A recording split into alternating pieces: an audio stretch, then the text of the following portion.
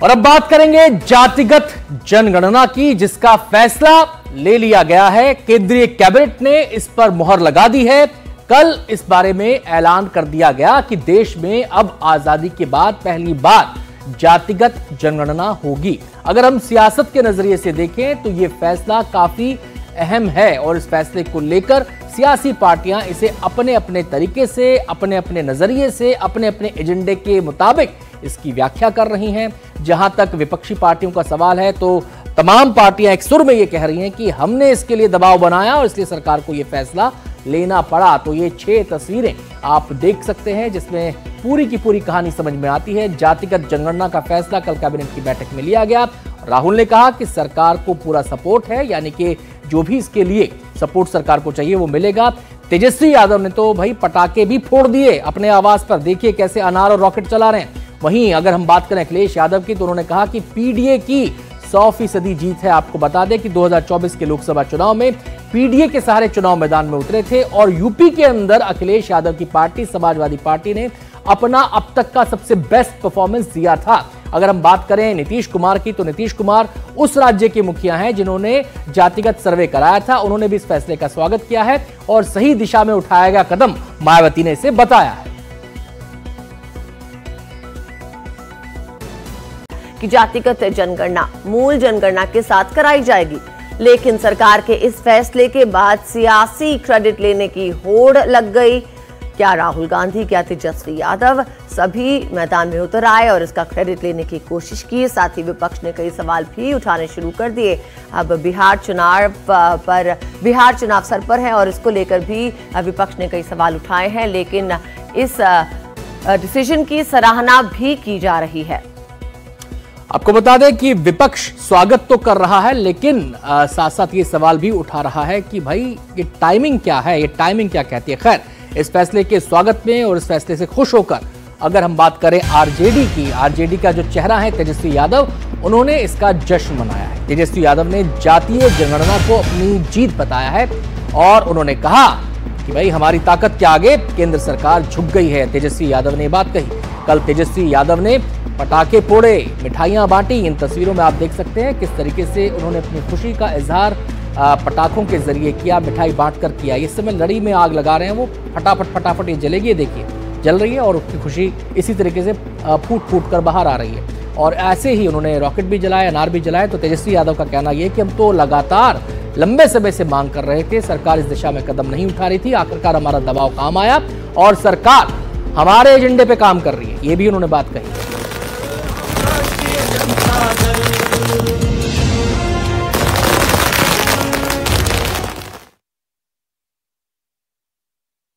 देखिए, तो हम लोगों की मांग रही है, 30 साल पुरानी मांग रही है। सबसे पहले लालू जी ने और जितने हमारे पुरखे थे समाजवादी नेता, उन लोगों ने आवाज उठाया है।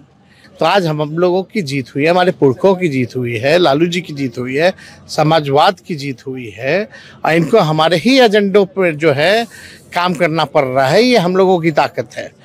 कास्ट सेंसस को डिजाइन करने में हमारा पूरा सरकार को ऑफर है, पूरा समर्थन है कि हम डिजाइन करेंगे, क्योंकि डिजाइन बहुत जरूरी है। क्योंकि 2 एग्जाम्पल्स हैं, एक बिहार का डिजाइन है, दूसरा तेलंगाना का डिजाइन है। उसमें जमीन आसमान का फर्क है। रिजर्वेशंस नहीं, मगर हम सेंट्रल सवाल पूछ रहे हैं कि चाहे ओबीसीज हों, दलित्स हों, आदिवासी हों, उनकी देश में कितनी भागीदारी है। आजादी के उपरांत जितने भी सेंसस अभी तक हुए हैं, कांग्रेस की सरकार लंबे समय तक देश में रही, कभी भी जाति आधारित जनगणना नहीं हुई थी। कांग्रेस पार्टी सदैव उसको विरोध किया था।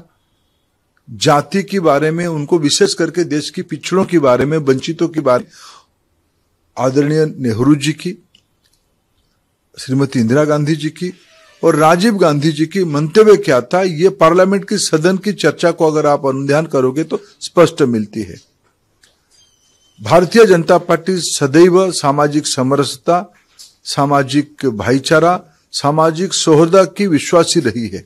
कौन सा राजनीतिक दल इसकी मांग कर रहा था, नहीं कर रहा था, बट देशवासी जरूर चाहते थे कि जाति आधारित जनगणना हो। मुख्य धारा के साथ अभी भी ऐसी गरीब जातियां जो नहीं जुड़ पाई हैं, केंद्र राज्य सरकार की योजनाओं का उस तरीके से लाभ नहीं ले पाई हैं, उन लोगों की ये इच्छा जरूर थी। और आज मेरे प्रधानमंत्री ने देश की एक बड़ी आबादी की भावना को मद्देनजर रखते हुए ये ऐतिहासिक फैसला लिया है। यकीन मानिए 2047 में जब हम लोग विकसित भारत की जब हम लोग बात करते हैं, उसकी नींव को मजबूत करने वाला ये निर्णय है। तीनों संवाददाताओं के पास हम चलेंगे। सबसे पहले अखिलेश, मैं राष्ट्रीय परिदृश्य में आपसे समझना चाहता हूं, इसका इंपैक्ट क्या देख रहे हैं आप? बड़ा इंपैक्ट इसका होगा। सबसे बड़ी बात तो यह है कि जो चुनावी समीकरण है वो बदलेंगे, खासतौर से बिहार, जहां पर कि अगले 3-4 महीने में विधानसभा के चुनाव होने जा रहे हैं। माना जा रहा है कि उसी को ध्यान में रख करके फैसला किया गया। पिछले लोकसभा चुनाव में 2024 के लोकसभा चुनाव में बीजेपी का वोट प्रतिशत जिस तरह से कम हुआ, 37.7 से घटकर 36.6 रह गया, करीब 1% की गिरावट हुई। लेकिन सीटों की संख्या 63 कम हो गई लोकसभा की। ये बीजेपी के लिए एक बड़ा झटका था। बीजेपी को ये समझ में आ गया एनालिसिस में कि जिस तरह से विपक्षी दलों ने पीडीए का मुद्दा उठाया, संविधान का मुद्दा उठाया, आरक्षण का मुद्दा उठाया, खास सेंसस का मुद्दा उठाया, इसके चलते कई महत्वपूर्ण राज्य जैसे उत्तर प्रदेश, राजस्थान, महाराष्ट्र, वहां पर उसको झटका लगा। और इस झटके से उभरने के लिए पार्टी ने कई रणनीति पर काम करना शुरू किया और इसलिए जो खास सेंसस को लेकर के दुविधा थी उसे दूर किया गया। पिछले साल कलेक्टर में आरएसएस की जो बैठक हुई उसमें जिस तरह से आरएसएस ने कहा कि अगर सामाजिक न्याय के लिए करानी तो करा सकते हैं, लेकिन इसका वोट बैंक के लिए इस्तेमाल नहीं होना चाहिए, तो इसे अखिलेश जी आपके पास हम आएंगे, लेकिन मेरी एक दरख्वास्त है आपसे कि सिग्नल शायद ब्रेक हो रहा है, तो आपकी आवाज भी ब्रेक हो रही है, तो उसको जरा दुरुस्त कीजिएगा, कोशिश कीजिएगा उसके बारे में। हम सीधे अपने दर्शकों को ये भी बता दें कि इस बीच हमारे संवाददाता प्रभाकर भी पटना से हमारे साथ जुड़ गए हैं, और जैसा कि अखिलेश ने बातचीत में कहा कि राष्ट्रीय परिदृश्य तो इसका है ही है, लेकिन बिहार इस समय सबसे ज्यादा केंद्र में है जब इस फैसले की व्याख्या हो रही है। तो अब मैं रुख करूंगा प्रभाकर का। प्रभाकर, इस फैसले के बाद से बिहार की चर्चा जोरों पर है, सब लोग कह रहे हैं भाई टाइमिंग है, टाइमिंग ऐसा है, बिहार चुनाव सर पर है, पहले क्यों नहीं लिया, तमाम बातें। बिहार में कैसा इंपैक्ट आप इसका देखते हैं? यहां पर दो बातें निकलकर सामने आती है। एक व्याख्या तो ये हो रही है कि विपक्षी दलों से बीजेपी ने मुद्दा छीन लिया, और एक व्याख्या जो विपक्षी दल कर रहे हैं वो ये कर रहे हैं कि सरकार ने हमारा एजेंडा ही आगे बढ़ाया है। क्या देखते हैं, मैसेजिंग क्या जाती है?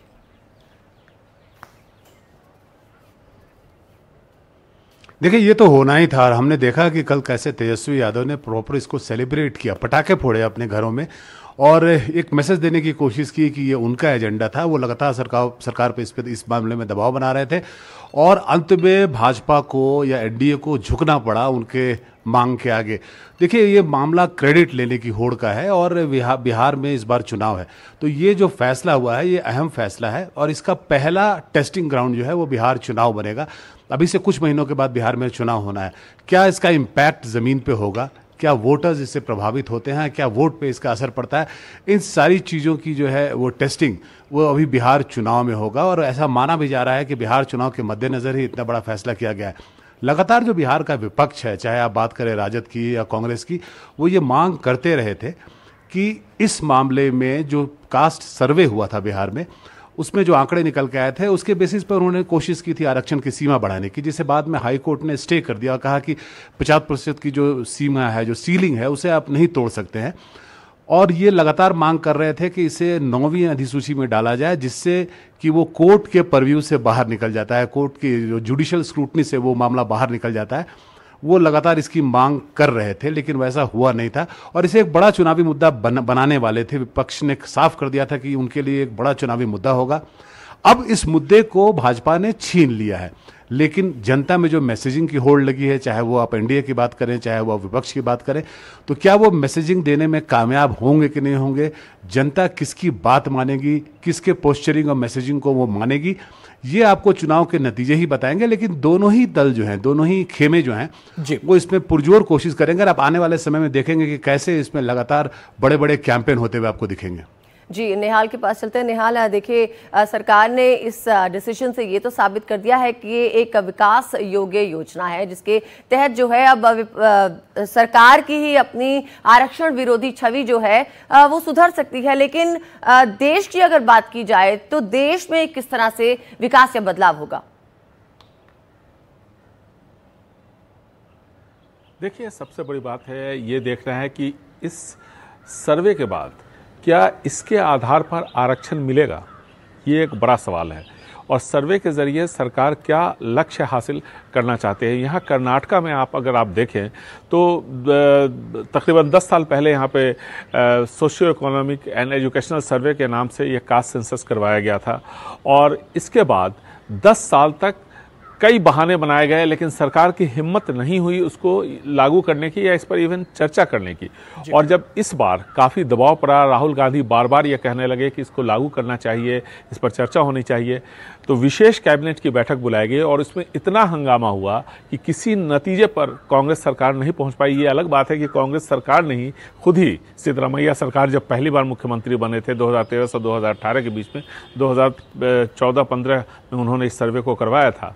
लेकिन यहाँ पर लिंगायत और वोकलिगा, जिनका कि बहुत बाहुल्य माना जाता रहा है, जिनका जो वर्चस्व है वो ख़त्म होता हुआ दिखा। सबसे पहले ये कहा गया कि लिंगायतों की आबादी सबसे ज़्यादा है, जो एक आम धारणा थी, उसके बाद वोकलिगा की। लेकिन जो लीक्ड पेजेस हैं इस सर्वे रिपोर्ट की, उसके हिसाब से ऐसा पता चलता है कि schedule caste, schedule tribe, OBC, Muslim, ये पॉपुलेशन इनसे बहुत आगे जा चुकी है। और ऐसे में यहाँ पर वोकलिगा और लिंगायतों ने बगावत की। उप मुख्यमंत्री वोकलिगा समाज से हैं DK शिव कुमार, उनकी बगावत ऐसा माना जा रहा है कि देखने को मिला, और इसलिए काफ़ी हंगामा हुआ जब विशेष कैबिनेट की बैठक हुई। और इसके बाद लिंगायतों का भी की तरफ से भी विरोध हुआ, और ऐसे में इसको फिलहाल इसको होल्ड पे रख दिया गया। और मुख्यमंत्री ने कहा कि जिस भी नेता को, चाहे वो किसी भी पद पे हो, अगर जो भी आपत्ति है इस रिजर्वेशन को लेकर के, उसके बारे में वो लिखित तौर पर उनको अपनी सलाह मशवरा दे और फिर अगली कैबिनेट की बैठक में इस पर फैसला होगा। लेकिन अभी देखिए 50% की सीलिंग है, सुप्रीम कोर्ट में भी मामला चल रहा है। अगर इसको लागू किया जाता है, जैसा कि मुख्यमंत्री सिद्धरामैया का कहना है, तो ये 75% चला जाएगा रिजर्वेशन। और उनका कहना है कि तमिलनाडु को लीजिए, वहाँ 69% मिल ही रहा है, तो उसमें 9 शेड्यूल में उसको डाला गया था। तो क्या ऐसा केंद्र सरकार करेगी? लेकिन अब एक नई शुरुआत हुई है, तो अब देखते हैं किस तरह से पॉलिटिकल डायनामिक्स जो है निहाल आपके पास। और जैसा कि आपने बताया, कर्नाटक में स्थितियां जब बात कास्ट सेंसस की आती है, उसके आधार पर फैसले लेने की आती है, तो कर्नाटक में द्वंद्व कांग्रेस की सरकार में ही देखने को मिलता है। कैबिनेट बैठक में हंगामे की बात निहाल अभी बता रहे थे। हम सीधे रुख करेंगे यूपी का। यूपी और बिहार दो ऐसे राज्य, वैसे तो हर राज्य में जाति आधारित सियासत होती है, लेकिन यहां पर जाति की जो सियासत है वो अपना अलग ही रूप में सामने आती है। रणवीर, इस फैसले को लेकर यूपी में क्या माहौल है? अगर हम बात करें तो यूपी की सियासत में क्या ट्विस्ट एंड टर्न्स इस फैसले के बाद देखने को मिल सकते हैं? देखिए, यूपी में भी श्रेय लेने की होड़ दिखाई दे रही है। हर कोई ये कह रहा है कि हम ही ने सबसे पहले मांग की थी, हम ही लंबे समय से मांग करते आ रहे हैं और हमारी ही मांग की वजह से सरकार झुकी। लेकिन इसको अगर यूपी की सियासत से जोड़कर देखेंगे तो यूपी की सियासत दो धुरियों पे चलती है, एक मंडल और एक कमंडल। मंडल की राजनीति करने वाले समाजवादी पार्टी हो या बसपा हो, या मंडल की राजनीति में कहीं ना कहीं हर राजनीतिक दल शामिल दिखाई देता है, क्योंकि जाति एक आवश्यकता है राजनीति की। और इस वजह से हम ये कह सकते हैं कि उत्तर प्रदेश में भी, चाहे बीजेपी हो, चाहे कांग्रेस हो, बसपा हो, सपा हो, या क्षेत्रीय दलों में निषाद पार्टी, सुभाषपा या आरएलडी या फिर अपना दल, ये सभी के सभी एक अपना इनका एक कास्ट का इक्वेशन होता है और इस इक्वेशन को साधते हैं। अब ये जो फैसला हुआ है, इस फैसले का इम्प्लीकेशन क्या होगा? बीजेपी के पास योगी आदित्यनाथ का चेहरा है, जो कि कमंडल की राजनीति का एक केंद्र बिंदु है एक तरह से देश की राजनीति में। और उसके बाद मंडल की राजनीति के तहत अब बीजेपी ये जाकर के लोगों के बीच कह सकती है कि जातियों को उनका अधिकार मिले, ये सुनिश्चित करने के लिए भारतीय जनता पार्टी की सरकार जातियों का सर्वेक्षण कराएगी, जातियों की कितनी आबादी है इसके बारे में जानकारी लेगी, ताकि जो भी सरकारी योजनाएं हैं उन सरकारी योजनाओं में इन जातियों को लाभ मिल सके। तो ये बीजेपी के पास कहने के लिए है, और बीजेपी के पास दोहरी ताकत इसलिए होगी क्योंकि एक तरफ मंडल भी है और दूसरी तरफ कमंडल भी है। अब अगर विपक्ष की बात करें, अखिलेश यादव आज दोपहर 1 बजे एक प्रेस कॉन्फ्रेंस भी करेंगे इसी मुद्दे पर, वो भी बात करेंगे। मायावती भी इस फैसले को देर से उठाया हुआ एक सही कदम बता रही हैं। तो यहाँ पर अभी स्थिति ये है कि विपक्षी पार्टियां लोगों के बीच जाकर के ये बताने समझाने की कोशिश कर रही थी कि जातियों का सर्वेक्षण करा करके हम चाहते हैं कि सरकार जातियों को उनका हक दे दे। लेकिन अब चूंकि बीजेपी ने ये फैसला कर लिया है, तो विपक्ष के सामने एक बड़ी चुनौती फिर से ये हो गई है कि अब वो अपने पीडीए के फॉर्मूले को लेकर के जनता के बीच जब जाएंगे, तो बीजेपी के इस ट्रम्प कार्ड का जवाब किस तरह से देंगे और किस तरह से जातियों को अपने साथ जोड़ने की जो बात है वो करेंगे। ये देखना बहुत दिलचस्प होगा। 2 साल है चुनाव में, लेकिन 2 साल उत्तर प्रदेश की राजनीति के हिसाब से बहुत कम। जी रणवीर, आपके पास लौटेंगे। हमारे साथ हिमांशु और हमारे संवाददाता प्रशांत भी जुड़ गए हैं। हिमांशु, आपसे समझना चाहूंगी, अगर जाति जनगणना के इतिहास की बात करें तो 1931 में 4147 जातियां जो हैं उनके बारे में बताया गया था। अब आगे अगर ये बात बढ़ती है तो ये जाति जनगणना कब होगी और किस तरह से होगी? देखिए, 2 बातें हैं। पहली बात यह है कि जब पिछली बार 1931 में कास्ट सेंसस किया गया था, उस वक्त ब्रिटिश राज था और जनता दल यूनाइटेड की तरफ से ये कहा गया है कि उस वक्त जिस तरह की जाति व्यवस्था देश में थी, जो निचली जाति के जो लोग थे वो डरते थे अपने जाति के बारे में पूरी जानकारी साझा करने से, और इसलिए जो आंकड़े इकट्ठा किए गए 1931 में वो बहुत साइंटिफिक नहीं थे और बहुत ही सही तरीके से एम्पिरिकली डाटा कलेक्शन ब्रिटिश राज में नहीं किया गया था। और इसलिए अब बहुत ज़रूरी है कि नए सिरे से देश में जाति जनगणना हो। जहाँ तक सरकार का सवाल है, देखिए, कुछ महीने पहले ये खबर आई थी कि सरकार इसी साल जो जनरल सेंसस है, जनरल सेंसस शुरू करने की तैयारी कर रही है। और अब मुझे लगता है कैबिनेट ने जिस तरह से इसे मंजूरी दी है उससे बहुत साफ लगता है कि सरकार ये तय कर चुकी है कि बहुत जल्दी जो सेंसस की प्रक्रिया है वो शुरू होगी और इसी के तहत जो जाति से जुड़े जो आंकड़े हैं वो भी इकट्ठा किए जाएंगे। दूसरी बात है, जो पूरी राजनीति रही है जाति पर आधारित आप कहें या फिर आरक्षण को लेकर, विशेषकर बिहार जैसे राज्य में जहां पर कुछ ही महीने में चुनाव होने वाले हैं, वहां पर जो पॉलिटिकल डिस्कोर्स है, जो राजनीतिक बहस है, जो राजनीतिक जो कैंपेन वहां पर शुरू हुआ है, पॉलिटिकल कैंपेन, मुझे लगता है उसकी दिशा और दशा बदलेगी।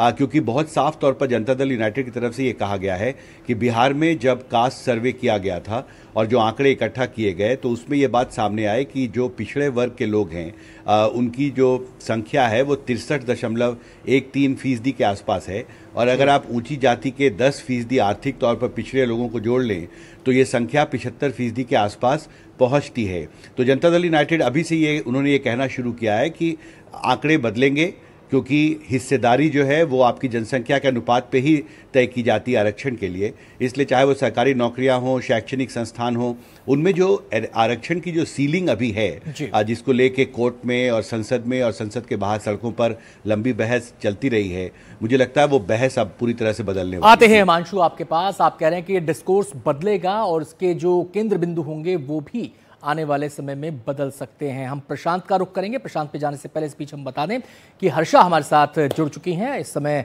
राजस्थान के तमाम पॉलिटिकल जो इक्वेशंस हैं उन पर वो बातचीत करेंगी, उसकी व्याख्या वो करेंगी।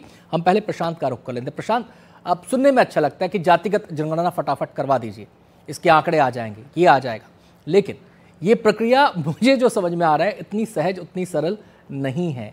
एक जाति, उसकी कई उपजातियां, उसके अंदर कई वर्ग, एक ही नाम से कई वर्गों में वो बटा हुआ है, और ये अब चाहे सवर्ण हो, चाहे वो क्या कहते हैं बाकी जातियां हों, उनमें सब में ये व्यवस्था है।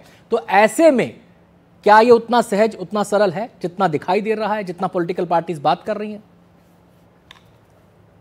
नहीं, बिल्कुल। देखिए अनंत, एक बात यहाँ साफ करने की है कि अभी तक जो जनगणना होती रही है उसमें एससी और एसटी समाज की गणना होती है अभी भी। ये जो जाति जनगणना की बात हो रही है वो केवल जो ओबीसी, जो नए डेटा आएंगे वो ओबीसी और जो सवर्ण जातियां हैं उनको उनके नए आंकड़े सामने आएंगे। लेकिन आपने बिल्कुल ठीक कहा, ये केवल उसकी बात नहीं है। देखिए ओबीसी जातियों में जो डोमिनेंट कास्ट है, जैसे बिहार यूपी की बात करें तो यादव, कुर्मी जैसी जो जातियां हैं वो डोमिनेंट कास्ट हैं। ये भी ओबीसी जातियों में कई बार शिकायत होती है, जो नीची जातियां हैं, कि इन जो ऊपरी ओबीसी के भीतर जो एक तरह से डोमिनेंट कास्ट हैं उनको इसका ज्यादा फायदा मिलता रहा आरक्षण का। तो जब जातिगत जनगणना होगी और उसके जब आंकड़े सामने आएंगे तो उसमें भी कई तरह के पेच है। नीचे जो ओबीसी में पिछड़ गई और ज्यादा नीचे जातियां हैं वो ये कह सकती हैं कि उसका फायदा केवल ओबीसी की जो ऊपरी 4-5 जातियां हैं उन्हीं को इसका फायदा मिला है। तो बिल्कुल आप ठीक कह रहे हैं। ये कैसे इसको जोड़ा जाएगा, कैसे इसकी गिनती की जाएगी, इसकी मोडालिटीज अभी तय की जाएगी जब जाति जो जनगणना का जो पूरा जो परफॉर्मा है वो हर जनगणना के पहले उसको बहुत साइंटिफिक तरीके से तैयार किया जाता है। इस बार चूंकि अब नई चीज जुड़ गई है तो उसमें किन किन चीजों को पूछा जाएगा। देखिए जो कांग्रेस और बाकी जो पार्टियां डिमांड कर रही हैं वो कह रही हैं कि केवल जाति की गिनती नहीं हो, उनके सोशल स्टेटस की गिनती हो, उनके इकोनॉमिक स्टेटस की भी जानकारी उसमें ली जाए और उस पैमाने पर फिर जो डेटा तैयार हो उसके बाद फिर सीलिंग तोड़ी जाए 50% की। फिर प्राइवेट जो शिक्षण संस्थान है उसमें आरक्षण की बात अब शुरू हो गई है। तो जी प्रशांत आपके पास लौटेंगे, प्रशांत आपके पास लौटेंगे, समय की कमी है। वैसे भी आपको बता दें कि एनडीटीवी पर एक कॉन्क्लेव दिन भर जारी रहने वाला है।